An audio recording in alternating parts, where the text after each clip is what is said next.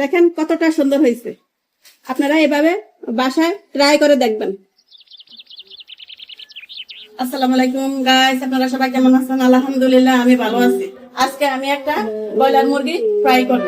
এখানে আমি 1.5 কিলো ওজনের একটা ব্রয়লার মুরগি নিয়েছি। মুরগিটা কেটে পরিষ্কার করে ধুয়ে আমি নিয়ে আসছি। এখন আমি একটা ছুরির সাহায্যে মুরগিটা কেঁচে নিব। আপনারা দেখতে থাকুন। কেঁচে আমি মশলাগুলি লাগিয়ে দিব, দেখতে থাকুন আপনারা। এই যে আমার মুরগিটা।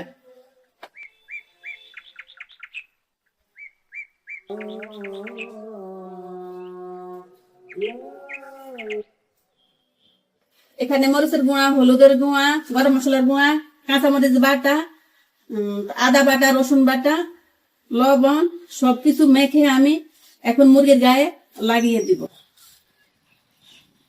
মুরগির গায়ে এখন আমি মশলাগুলি এইভাবে লাগিয়ে দিব।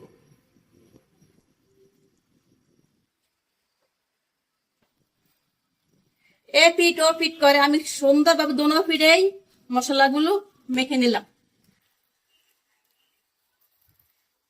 আমি খুব সুন্দরভাবে মশলাগুলো মেখে নিলাম। এখন আমি 20 মিনিট রেস্টে রেখে দেব।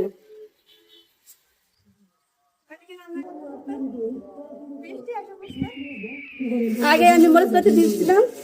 এখন রান্না করতে করতে এদিকে আকাশে অনেক মেঘলা করতেছে। আমি এসে এখন মরিচগুলি তুলে নিলাম।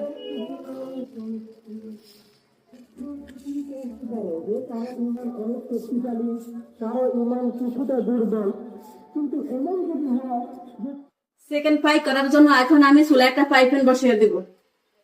এখন আমি ফ্রাই প্যানে তেল দিয়ে দিব। তেলটা আমার গরম হয়ে গেছে। এখন আমি চিকেনটা দিয়ে দিব।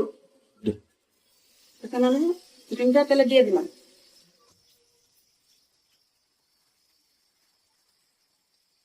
এখন আমি চিকেনটা উল্টিয়ে দিব।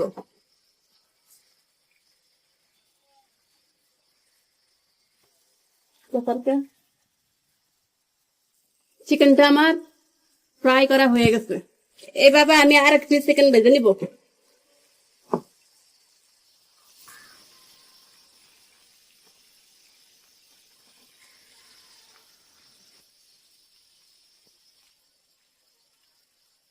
আমার এই পিজা চিকেন হয়ে গেছে।